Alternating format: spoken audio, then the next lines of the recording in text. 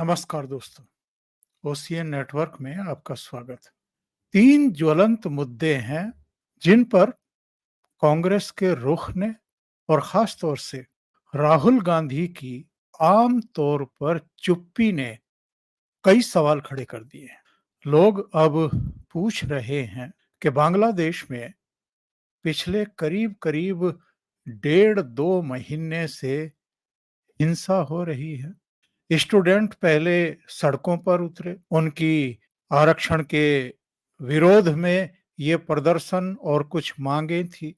बाद में ये ऐसी हिंसा में तब्दील हुई कि वहां की प्रधानमंत्री शेख हसीना को इस्तीफा देना पड़ा, देश छोड़ना पड़ा और भारत में शरण लेनी पड़ी। और 5 अगस्त को ये सब कुछ हुआ। 5 अगस्त के बाद से बांग्लादेश में हिंदुओं को टारगेट किया जा रहा है। बहुत बड़े पैमाने पर उनके घर, उनके प्रतिष्ठान, उनकी माँ-बहन, बेटियां, उनकी अस्मत पर हाथ डाले गए, उनके अपहरण किए गए, उनके साथ रेप किए गए, हिंदुओं को जिंदा जलाया गया। लेकिन राहुल गांधी की तरफ से बांग्लादेश की हिंसा पर और हिंदुओं को टारगेट करने पर एक भी बयान नहीं आया है। जयराम रमेश ने या कांग्रेस के ट्विटर हैंडल पर जो बयान आया है, वो बहुत ही औपचारिकताएं निभाने के लिए और लीपापोती करने के लिए है। तब तो राहुल गांधी की ओर से, कांग्रेस की ओर से और भी सफाई आने की उम्मीद देश और विदेश कर रहे थे, क्योंकि बांग्लादेश के ही एक पत्रकार सलाउद्दीन शोएब चौधरी ने ये गंभीर आरोप लगाया कि बांग्लादेश में जो कुछ हुआ है उसमें बीएनपी, जमाते इस्लामी, पाकिस्तान की डीप स्टेट यानी आईएसआई और कुछ दूसरे तत्वों के साथ-साथ राहुल गांधी की भी भूमिका है। सलाउद्दीन शोएब चौधरी ने ये दावा किया है अपनी एक रिपोर्ट में कि लंदन में राहुल गांधी की मुलाकात बीएनपी के कार्यकारी अध्यक्ष और खालिदा जिया के बेटे के साथ हुई थी। उनका तो यहाँ तक दावा है कि जो कुछ बांग्लादेश में हुआ है, वो सब उन दोनों के बीच में जो चर्चाएं हुई हैं, उसके बाद का ही परिणाम है। इतने गंभीर एलिगेशन बांग्लादेश के कोई पत्रकार लगा दें और उसके बाद भी कांग्रेस की तरफ से या राहुल गांधी की तरफ से कोई खंडन ही ना आए, यानी मुलाकात हुई है, उन्होंने सीना ठोक करके ये दावा किया, इसका भी खंडन राहुल गांधी और कांग्रेस की तरफ से नहीं हुआ है। इसके अलावा भी सलाउद्दीन शोएब चौधरी ने लगातार राहुल गांधी पर और उनकी मम्मी सोनिया गांधी पर अटैक जारी रखे हैं। राहुल गांधी के बारे में उन्होंने चौंकाने वाले खुलासे किए हैं। सोशल मीडिया पर तो वो सारे खुलासे वायरल हैं। कुछ यूट्यूब चैनलों ने भी उस पर प्रोग्रामिंग की है, स्ट्रीमिंग की है, चर्चाएं की हैं। लेकिन भारत का और विदेशों का भी जो मेन स्ट्रीम मीडिया कहलाता है, उसमें सलाउद्दीन शोएब चौधरी के राहुल गांधी के बारे में किए गए खुलासों पर बिल्कुल भी कोई टिप्पणी नहीं की गई है, कोई समाचार नहीं दिया गया है, यानी पूरी तरीके से चुप्पी साध ली गई है। और ये खुलासे क्या हैं? सलाउद्दीन शोएब चौधरी का दावा है कि राहुल गांधी के 2 बच्चे हैं। 19 साल का एक लड़का है, 16 साल की एक लड़की है। उनकी बीवी विदेश में रह रही है। विधिवत रूप से राहुल गांधी ने शादी नहीं की है।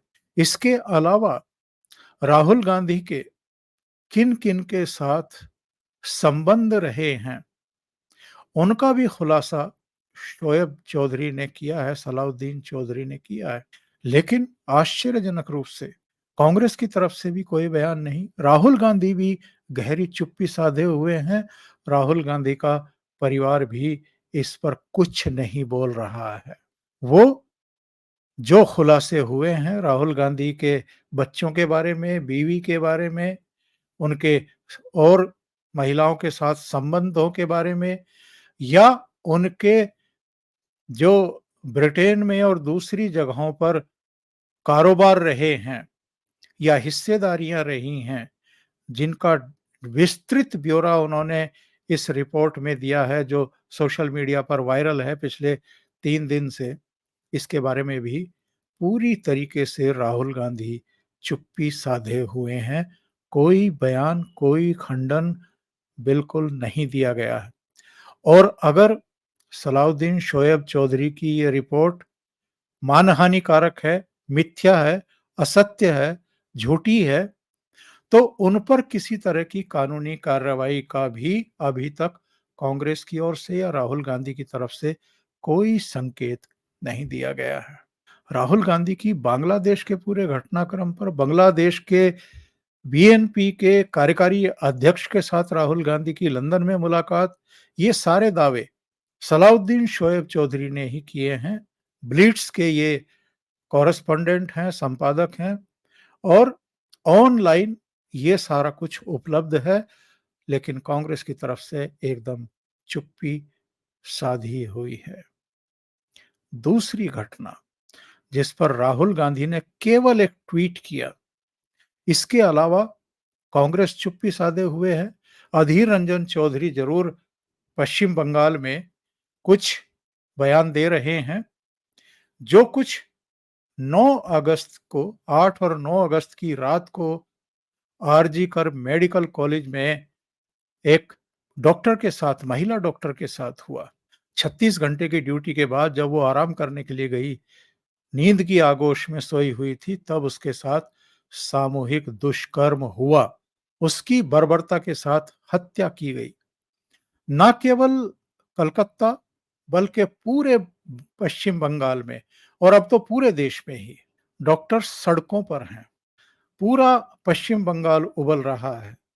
मीडिया में लगातार ये खबरें आ रही हैं। और इंडी अलायंस के घटक दलों को अगर हम देखें, जितने भी घटक दल हैं वो सारे चुप्पी साधे हुए हैं, क्योंकि मामला ममता बनर्जी की सरकार से, उनकी सरकार की नाकामी से जुड़ा हुआ है। और चूंकि ममता बनर्जी से जुड़ा हुआ है, इसलिए दिल्ली का जो लुटियन मीडिया है, जो पूरा इकोसिस्टम है, वो भी आपराधिक चुप्पी साधे हुए है।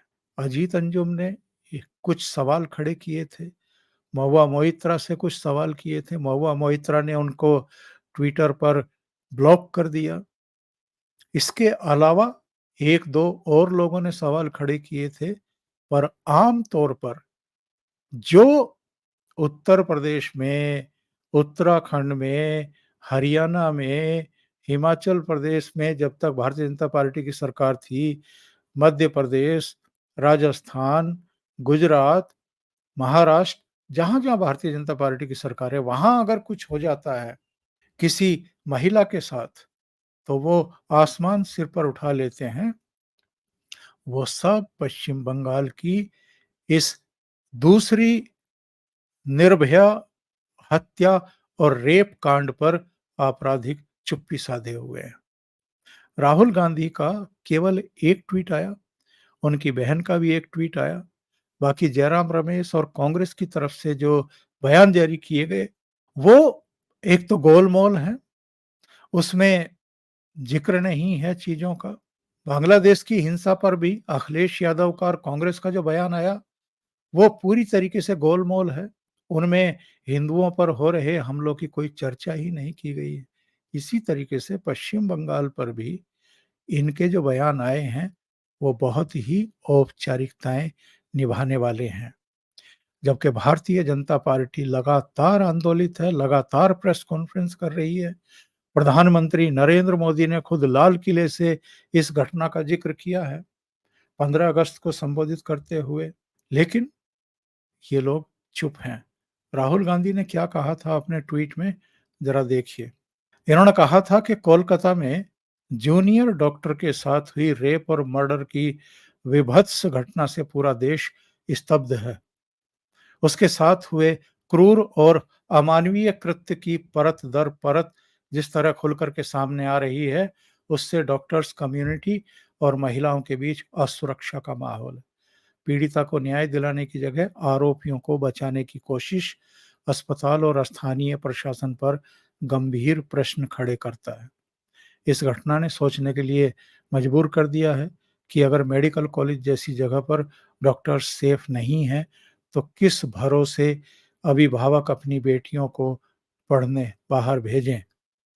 निर्भया केस के बाद बने कठोर कानून भी ऐसे अपराधों को रोक पाने में असफल क्यों है। हाथरस से उन्नाव और कठुआ से लेकर कोलकाता तक महिलाओं के खिलाफ लगातार बढ़ती घटनाओं पर हर दल हर वर्ग को मिलकर गंभीर विचार विमर्श कर ठोस उपाय करने होंगे। मैं इस असहनीय कष्ट में पीड़िता के परिवार के साथ खड़ा हूं। उन्हें हर हाल में न्याय मिले और दोषियों को ऐसी सजा मिले जो समाज में एक नजीर की तरह प्रस्तुत की जाए। तो राहुल गांधी ने सेकंड लास्ट पैरा में लिखा है, हाथरस से उन्नाव, यानी दो घटनाएं तो इन्होंने उत्तर प्रदेश की ही इसमें उल्लेख कर दिया, और एक कठुआ, वहां भी एक घटना हुई थी। तो ये दूसरी घटनाओं का उल्लेख करना नहीं भूले। और जब हाथरस में कांड हुआ था, तब राहुल गांधी का बयान क्या आया था? उन्होंने कहा था कि मुझे हाथरस जाने से कोई ताकत नहीं रोक सकती। तो अशोक श्रीवास्तव हैं डीडी न्यूज के, उन्होंने दिल्ली से कलकत्ता का एयर टिकट छापा था ट्विटर पर और कहा था कि 5-6 हजार रुपये ही लगते हैं। तो अगर राहुल गांधी के पास इतने भी नहीं हैं, तो हम लोग इकट्ठा करके उनको भेंट कर सकते हैं। वो कोलकाता कब जा रहे हैं? यानी हाथरस कांड के बाद तो वो कह रहे थे कि मुझे हाथरस जाने से कोई नहीं रोक सकता, लेकिन कलकत्ता जाने को और डॉक्टर्स से मिलने को वो तैयार नहीं हैं। क्यों तैयार नहीं हैं? ये सवाल पूछे जा रहे हैं और खड़े किए जा रहे हैं। राहुल गांधी की और कांग्रेस की चुप्पी और विपक्षी दलों के नेताओं की चुप्पी तब भी, जबकि जो दरिंदगी हुई है, जो मर्डर हुआ है, उस पर दो वकीलों ने chief justice of India D Y Chandrachud को एक चिट्ठी लिख करके ये कहा था कि आपको इस पर स्वतः संज्ञान लेना चाहिए। तेलंगाना की भी एक डेंटिस्ट कॉलेज की सीनियर डॉक्टर ने चीफ जस्टिस को एक पत्र लिखा, एक मेल भेजी कि आपको इस पर सुनवाई करनी चाहिए, स्वतः संज्ञान लेना चाहिए। सीजेआई चंद्रचूड़ ने 3 सदस्यीय एक खंडपीठ का गठन कर दिया है, स्वतः संज्ञान ले लिया है। 20 अगस्त को इस पर सुनवाई होने वाली है। सभी संबंधित पक्षों को इसकी जानकारी दे दी गई है, नोटिस इश्यू कर दिए गए हैं। और इस 3 सदस्यीय खंडपीठ में खुद चीफ जस्टिस डीवाई चंद्रचूड़ होंगे, जस्टिस मनोज मिश्रा होंगे और जस्टिस जेबी पारदीवाला होंगे। यानी सुप्रीम कोर्ट संज्ञान ले रहा है। आईएमए, इंडियन मेडिकल एसोसिएशन, वो आंदोलित है। देश के लगभग सभी जितने मेट्रोपॉलिटन सिटीज हैं, वो भी, और जो कस्बों में मेडिकल कॉलेज आपके अस्पताल हैं, वो भी आंदोलित हैं, सड़कों पर हैं। लेकिन कांग्रेस और इंडी अलायंस के बाकी घटक दल चुप्पी साधे हुए हैं। ये सब क्या है? ये दोहरे मानदंड नहीं है तो आखिर क्या है? अब तो बंगाली फिल्म इंडस्ट्री भी सड़कों पर उतर गई है। आज की ही अगर हम बात करें, तो उत्तरी कोलकाता से इनका एक डेमोन्स्ट्रेशन शुरू हुआ, जो खन्ना क्रॉसिंग से शुरू होकर के श्याम बाजार मेट्रो स्टेशन पर जाकर के समाप्त हुआ। और इसमें जो वहाँ की जानी पहचानी अभिनेत्री हैं और जो अभिनेता हैं, वो सब शामिल थे। इनमें पाउली दाव से लेकर के परमव्रता चटर्जी और शाश्वत चटर्जी, अबीर चटर्जी, अंकुश हजारा जैसे चेहरे शामिल हुए।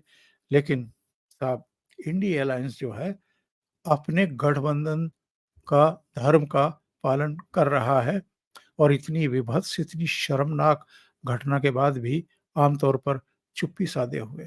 जो पहली घटना का उल्लेख मैंने किया, बांग्लादेश में जो हिंसा हुई है, उस पर तो अब संयुक्त राष्ट्र जो मानव अधिकार आयोग है, उसकी भी टिप्पणी आ गई है और उसका कहना है कि 16 जुलाई से लेकर के 11 अगस्त तक 650 लोग मारे गए हैं। ये तो अधिकृत आंकड़ा है, जो वहां तक पहुंचा है। अनधिकृत रूप से कितने लोग मारे गए हैं, कितने गायब हैं, उसका कोई अभी आंकड़ा नहीं है। और यूएनएचसीआर ने यह भी कहा है कि साहब, अनावश्यक बल प्रयोग हुआ है। ढाका की सड़कों पर स्टूडेंट्स ने कब्जा कर लिया। 10 पेज की रिपोर्ट है ये। और कानून तोड़ करके हत्याएं हुई हैं, मनमाने ढंग से गिरफ्तारियां हुई हैं, हिरासत में लिए गए हैं लोग। यहां तक के लोगों को गायब कर देने की सूचनाएं हैं, यातना देने की सूचनाएं हैं, दुर्व्यवहार करने की सूचनाएं हैं, अभिव्यक्ति की स्वतंत्रता और शांतिपूर्ण सभाओं पर पाबंदी थोपी गई है, लगाई गई है। इस रिपोर्ट में, जो 10 पेज की रिपोर्ट है, इसमें खास तौर से जो जान माल की हानि हुई है, जो हिंसा हुई है, जो प्रतिशोध की कार्रवाइयां हो रही हैं वहां पर, उसको तुरंत रोकने के दिशा निर्देश जारी किए गए हैं। और जो वहां के इसके संयुक्त राष्ट्र मानव अधिकार प्रमुख हैं, वोल्कर तुर्क, उन्होंने कहा कि जो परिवर्तन वहां अब हुआ है, यानी शेख हसीना की जगह जो मोहम्मद यूनुस जो है, यूनुस मोहम्मद जो वहां के कार्यकारी बनाए गए हैं, तो उसके बाद उनकी ये जिम्मेदारी है कि साहब, उनका जो शासन है वो कानून पर आधारित हो, लोगों के जो अधिकार हैं वो बहाल हों, देश की जो संस्थाएं हैं उनमें सुधार हो, उन्हें पुनर्जीवित किया जाए और जो लोगों की मौलिक स्वतंत्रता है, जो नागरिक सुरक्षा है, वो बहाल की जाए। सभी को भविष्य निर्माण के लिए अवसर दें और अगर कोई उल्लंघन कर रहा है तो उसकी जवाबदेही और पीड़ितों को न्याय सुनिश्चित किया जाए। एक दिन पहले ही वहां के कार्यकारी यूनुस मोहम्मद ने प्रधानमंत्री नरेंद्र मोदी से फोन पर बातचीत की है और उन्होंने वही दोहराया जो पदभार ग्रहण करने के अगले दिन कहा था कि साहब, सबकी सुरक्षा की जाएगी। वो ढाका स्थित ढाकेश्वरी मंदिर भी गए थे, जो शक्ति पीठ है हिंदुओं की। वहां भी उन्होंने यही बात कही थी कि सबकी सुरक्षा की जाएगी। लेकिन हकीकत क्या है? हकीकत ये है कि वहां अभी भी हिंसा जारी है। हकीकत ये है कि वहां अभी भी हिंदुओं के घरों को टारगेट किया जा रहा है। वस्तु स्थिति ये है कि हिंदुओं की अभी भी वहां हत्या की खबरें आ रही हैं। बांग्लादेश में इतना सब कुछ हो रहा है। बांग्लादेशी पत्रकार सलाउद्दीन शोएब चौधरी ने तमाम तरह के दावे किए हैं, खुलासे किए हैं, मगर कांग्रेस और राहुल गांधी चुप्पी साधे हुए हैं। तो सवाल तो साफ उठेंगे, ये चुप्पी क्या कहती है? ये चुप्पी क्यों है? कुछ भी कह क्यों नहीं रहे हैं? सच है या झूठ है, इस पर भी खामोशी है। क्या माना जाए? अभी के लिए इतना ही। बहुत बहुत धन्यवाद। अगर आपको ये चैनल और इसके कंटेंट पसंद आ रहे हैं तो लाइक करें, कमेंट करें, वीडियो को शेयर भी करें। अभी तक अगर आपने ये चैनल सब्सक्राइब नहीं किया है तो सब्सक्राइब कर लें और साथ में लगे बेल आइकॉन को दबा दें, ताकि आगे आने वाले वीडियो और उनके नोटिफिकेशन आप तक पहुंचते रहें। बहुत बहुत धन्यवाद। नमस्कार।